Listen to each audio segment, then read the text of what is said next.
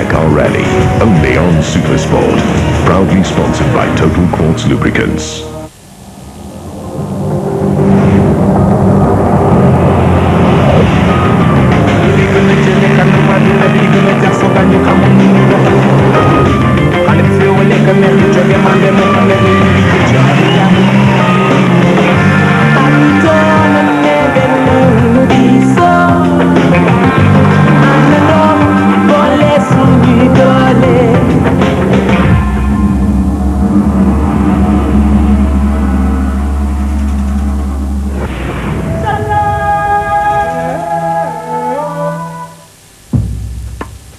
Welcome to Lisbon, the capital of Portugal and host city to the 2006 Euromilhões Dakar. 2 million inhabitants in the westernmost capital of Europe. A place full of history, charm, but also a growing European town on an economical point of view. Lisbon is a legendary city with over 20 centuries of history. The city centre is of course full of splendid monuments, picturesque paved roads. What better place after Barcelona to host the first days of the Dakar and the traditional 3 days of scrutineering. And the place to be was of course the Belém Cultural Centre, right next by the impressive Geronimo Monastery.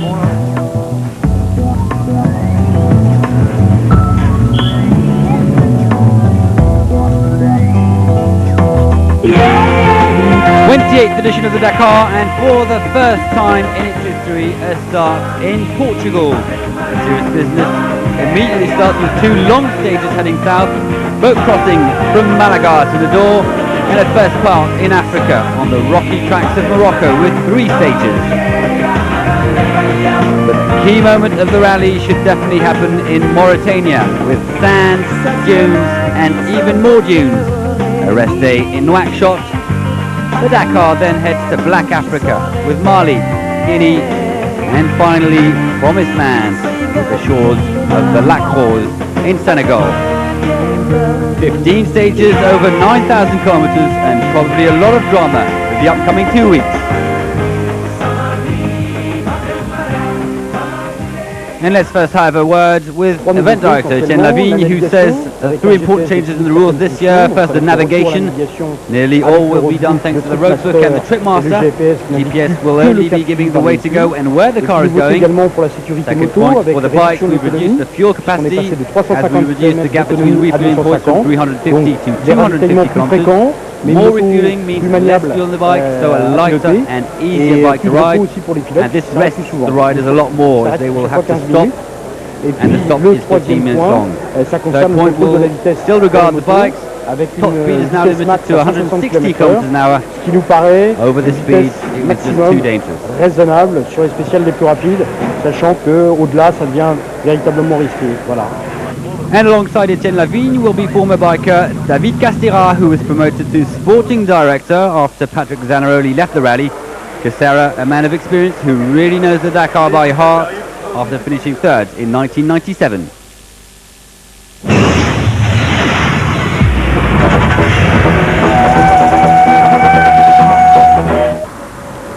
Well, the event hasn't yet started and there was already drama in the truck race. Indeed, the big DAF trucks of Jan de Roy and his son Gerard failed to go through administrative and technical scrutineering. Both trucks have therefore not been cleared to start the race tomorrow, and that seriously is a blow for the competition, but rules are rules. The day was extremely long for the de Roys, who were told the decision in a meeting this afternoon.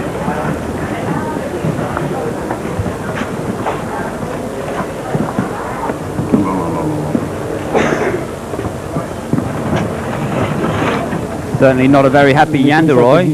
Explanation by the jury official, Robert Lagulon. Well, the technical marshal found out that the trucks didn't stick to the required documents. So we heard them and then we gave them the decision. They have on the truck some parts that do not correspond to what is indicated on the document. Rules are very clear, and so they are not allowed to start the rally. So the 2 De Roy trucks are out, so are those of the other 3 brand new DAFs of Bex, Van Vliet and Doisters. It appears that the good documents were asked to the FIA only 8 days ago and therefore refused. They then tried to transform the trucks in order to adapt to the old documents, but that was not enough. And so the Lisbon-Dakar rally finishes without even having started. So the truck race doesn't start well, and the task looks to be a lot easier for the Kamaz. Russian Chagin and Kabyov will be in front, battling it out for the leadership. Kabyov, of course, the title holder with his number 500 truck.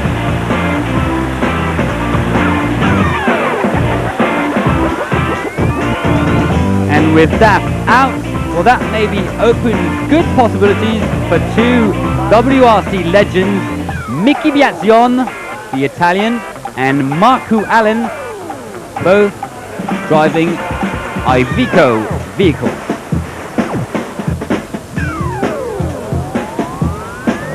Also want to follow is Brazilian Andre de Azevedo for revenge after last year's disappointing race. He had to pull out. The lady driver is Elizabeth Jacinto, will enjoy a home start and obviously a lot of support. The truck race that promises to be very exciting even without the DAFs.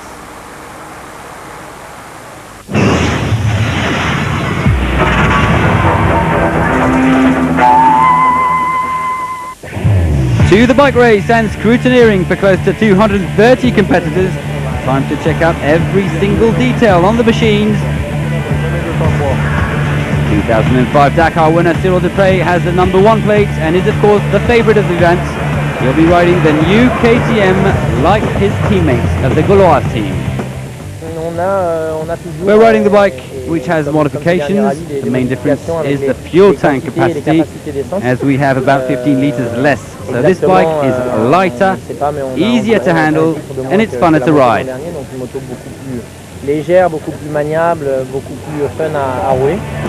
After ending 4th overall last year, Isidre Esteve has switched from KTM Repsol to KTM Gauloise. He'll be one of the race leaders with Cyril Dupré. In the Gaulois team we have 2 very clear attacking lines, Cyril Dupré and myself. Our team of 4 riders is very strong. Cyril and I will fight for the win, and we both have a teammate to support us. And the support riders will be David Casteux for Isidre Esteve and Michel Gault for the title holder. The Repsol team, Mark Coma, 29 years of age, ended runner-up of the 2005 event. He'll be riding an old KTM 660.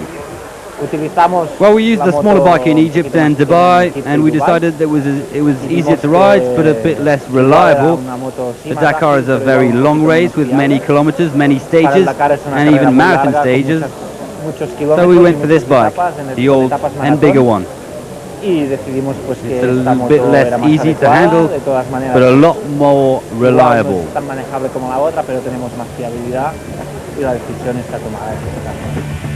A great step forward for Carlo De Gavado after riding a 450 KTM. He's now an official KTM Repsol rider.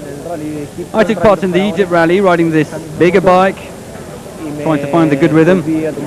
I also trained a lot in Chile in the desert, and I now feel great on the bike. The Repsol KTM teammates are very experienced Italian Giovanni Sala and late entry Andy Caldecott, who comes in after Georgie Duran injured a few weeks ago. The Americans are also back, this time only 2 bikes for the KTM Red Bull team, Andy Grider, a newcomer, and Chris Blades, who finished 9th of last year's edition.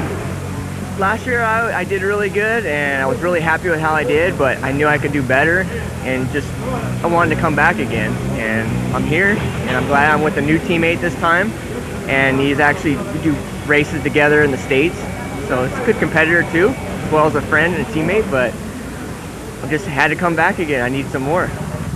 The main rival of the KTM riders will be David Prétigné with his Yamaha, his third Dakar, his bike a 450cc. Well, this year Yamaha and myself have decided to fight for victory, and I really want to do that. I've done the Dakar twice to learn, and we saw that I've improved very quickly. And we now know the 450cc is a bike made for victory. Paulin Silva Balsetta, maybe the quickest of the privateers, 5th of the 2004 Dakar. He crashed last year, but he's back with high expectations. Certainly not a rival for the big boys is this Harley Davidson sidecar. Huge tyres, huge suspensions, big tanks, and two crazy individuals from the USA.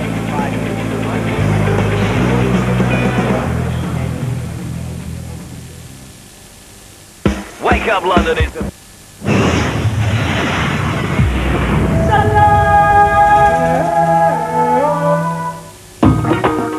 Time to focus on Monsieur Cyril Desprez, who was crowned winner of the bike race in last year's event. At 31 years of age, the Frenchman managed what he had dreamt of. After learning a great deal from his elders and gaining in experience, he became the best biker of the Dakar. And one of Desprez's secrets comes from his excellent physical capacities that he works on at home in Andorra. Based in the Pyrenees, the biker has found a perfect place to train and enjoy his favorite sport. Time to visit Desprez's garage. And the Frenchman explains that he's originally a mechanic, so he wanted a workshop. I spent 10 years of my life fixing things, so I knew exactly how I wanted it to be. And this is the bike that took me to victory last year. Not exactly this one, but it's the same model. C'est pas exactement celle-là, mais en tout cas c'est le même modèle. Une moto pour les nains, tu vois, pour Glory on this KTM. A perfect preparation for this showman of rally raid racing who started competing thanks to his former boss. Un jour, one day, qui faisait des rally raids, my boss who did rally raids injured himself, and during the month of March he felt he wouldn't be able to start the Tunisia rally, and I was in shape, so he told me that the bike was ready and that there was a starting spot for me, so off I went. My first experience with Desprez, who never forgets to work on the physical aspect, as explained by his personal trainer back home in Andorra. He's very professional and lives his sport at the fullest. Vive mucho su deporte, pero de una forma He's muy very profesional, careful at all the details. He's also very strong in the head. We work together a lot. I just hope that it will be positive for him. Espero que sea recompensado por ello. And before the dunes of Mauritania, time to settle back and enjoy the calm of the Pyrenees. On est dans un milieu hostile, on va dire, hein, comme en mer ou en montagne, le désert, on ne connaît pas par cœur.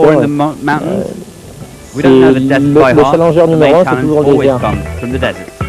And what a showman he is on the dunes of the Dakar, but also on four wheels and on ice.